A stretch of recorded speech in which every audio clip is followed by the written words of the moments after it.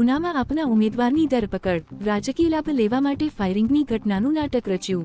ઉના ખાતે આમ આદમી પાર્ટીના ઉમેદવાર પર ફાયરિંગના દાવામાં હવે નવો અને ચોંકાવનારો વળાંક આવ્યો છે.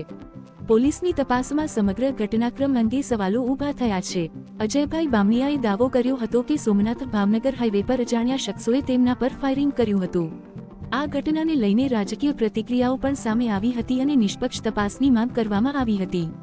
પરંતુ બાદમાં ઉના પોલીસ, એલસીબી, એસઓજી અને એફએસએલની સંયુક્ત તપાસમાં ફાયરિંગની ઘટના બની હોવાનો કોઈ સ્પષ્ટ પુરાવો મળ્યો નથી. એફએસએલના પ્રાથમિક અહેવાલ મુજબ કારના કાચ પર થયેલા નિશાન બુલેટથી થયેલા હોવાના નથી અને ગનશોટ રેસિડ્યુ પણ નકારાત્મક મળ્યું છે. સાથે જ પોલીસ સ્ટેશનના સીસીટીવીમાં બામણીયાના કપડામાંથી કારતૂસ નીચે પડતું નજરે આવ્યું હતું. તપાસમાં આ કારતૂસ જીવંત હોવાનું સામે આવ્યું છે, જે ગેરકાયદેસર રીતે રાખવામાં આવ્યું હોવાની શંકા છે. ડોક્ટર દ્વારા આપવામાં આવેલા સર્ટિફિકેટ મુજબ ઈજાઓ સામાન્ય છે અને ફાયરિંગથી થયેલી નથી. પોલીસના જણાવ્યા મુજબ પ્રાથમિક તપાસમાં ખોટી માહિતી આપી તપાસને ભ્રમિત કરવાનો પ્રયાસ થયો હોવાની શક્યતા સામે આવી છે. આ મામલે ઉના પોલીસ સ્ટેશનમાં સંબંધિત કલમો હેઠળ ગુનો નોંધવામાં આવ્યો છે.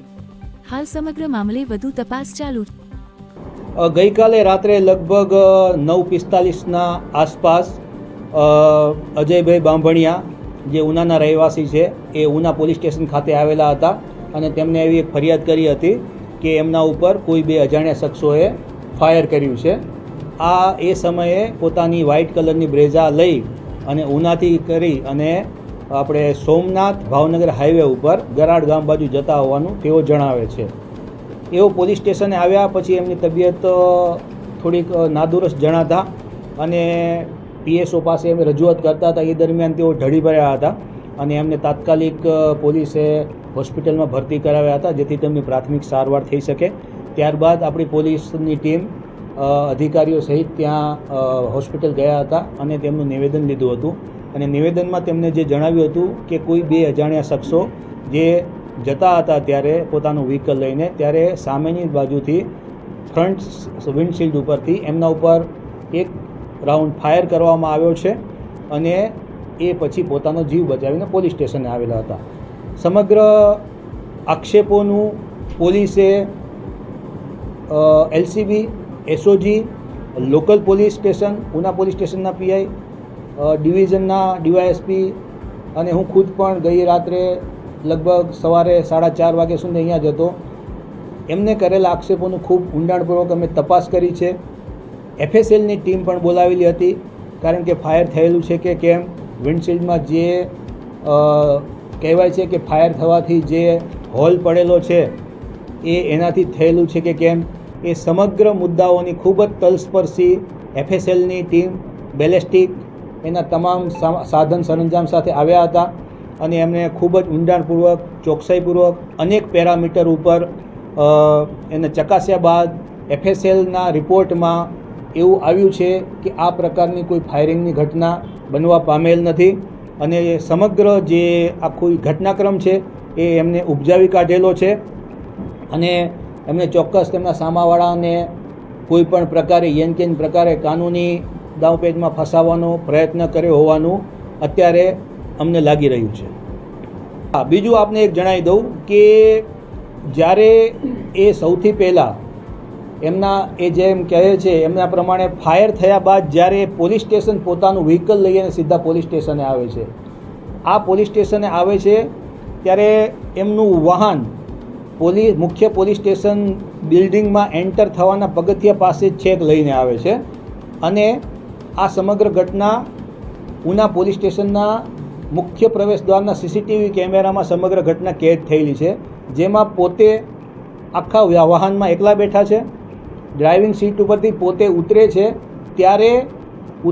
ત્યારે તેમના પાસેથી તેમના કપડામાંથી એક બુલેટ નીચે પડે છે.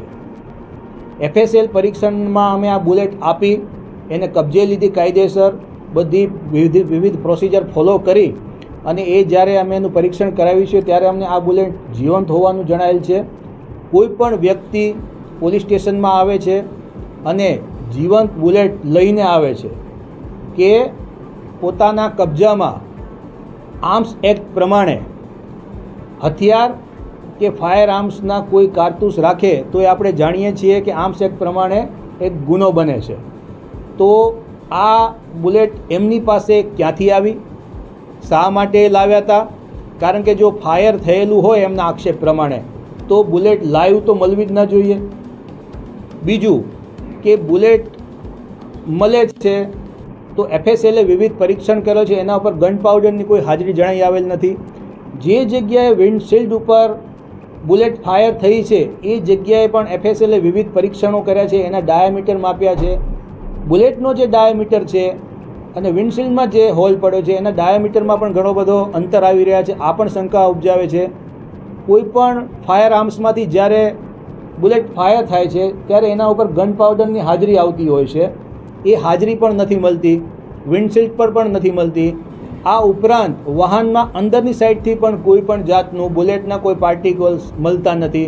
એટલે આ બધી બાબતો એક મોટી કોન્સ્પિરસી તરફ લઈ જાય છે અને એક સમગ્ર ઘટનાક્રમ ઉપર એક શંકા ઉપજાવે છે. અને મોડી રાત સુધી FSL અને અમારા પોલીસની વિવિધ ટીમો ગડમથલના અંતે અમે આ કન્ક્લુઝન ઉપર આવ્યા છીએ કે આવો કોઈ બનાવ બનવા પામેલ નથી ફાયરિંગનો. અને આ જે વ્યક્તિ છે અજય ભાણાભાઈ બાંભણિયા ઉનાવાડાના વિરુદ્ધમાં એમના કબજામાં, કારણ કે પોલીસ સ્ટેશનના CCTVમાં આ આબાદ રીતે કેચ થઈ ગયું છે, તો એના આધારે એમના કબજામાં જે બુલેટ રહેલી છે એના ઉપર ઉના પોલીસ સ્ટેશનમાં BNS ભારતીય ન્યાય સંહિતાની કલમ 212, 217, 214 અને આર્મ્સ એક્ટની કલમ 3 અને 25(1) અનુસાર એમના વિરુદ્ધમાં આર્મ્સ એક્ટનો ગુનો નોંધવામાં આવેલ છે. તપાસમાં જે બુલેટનો ડાયામીટર છે અને એમાં જે વિન્ડશીલ્ડ ઉપર જે ડાયામીટર છે એમાં મેં આપને અગાઉ કીધું કે એમાં ડિફરન્સ છે, તો આ એક શંકા ઉપજાવે છે. આ હવે તપાસનો વિષય છે કે આ હોલ કેવી રીતના પાડવામાં શક્ય છે કે કોઈ ધારદાર પદાર્થથી પણ પાડી શકાય છે. મતલબ સમજી શકો છો કે ભાઈ શા માટે રચ્યું છે. હું આપના માધ્યમથી એક વાત બહુ ક્લિયર કરી દેવા માગું છું કે આ રીતે કાયદાનો અને પોલીસનો દુરુપયોગ કરી પોતાના સ્વાર્થ સાધનારા તત્વોને હું ખાસ ચેતવણી આપવા માગું છું. અને આ કેસ આ જિલ્લા માટે અને સમગ્ર રાજ્ય માટે એક સીમાચિહ્નરૂપ બની રહેશે કે જ્યારે તમે કોઈને ખોટા ફસાવવા માટે અથવા તો પોલીસ અને કાયદાનો દુરુપયોગ કરી અને જ્યારે તમે કોઈને નિર્દોષને ફસાવવા જાઓ છો તો એનું પરિણામ શું આવે છે અને તમારે એની કેટલી ગંભીર કિંમત ચૂકવવી પડે છે. અત્યારે એ કાર્ટ્રીજ સામાન્ય રીતે જે દેશી કન્ટ્રી મેડ હોય છે, જેને આપણે સામાન્ય ભાષામાં કટ્ટો અથવા દેશી તમંચો કહીએ છીએ, એવાનું હોવાની અમને અત્યારે શક્યતા જણાઈ રહી છે.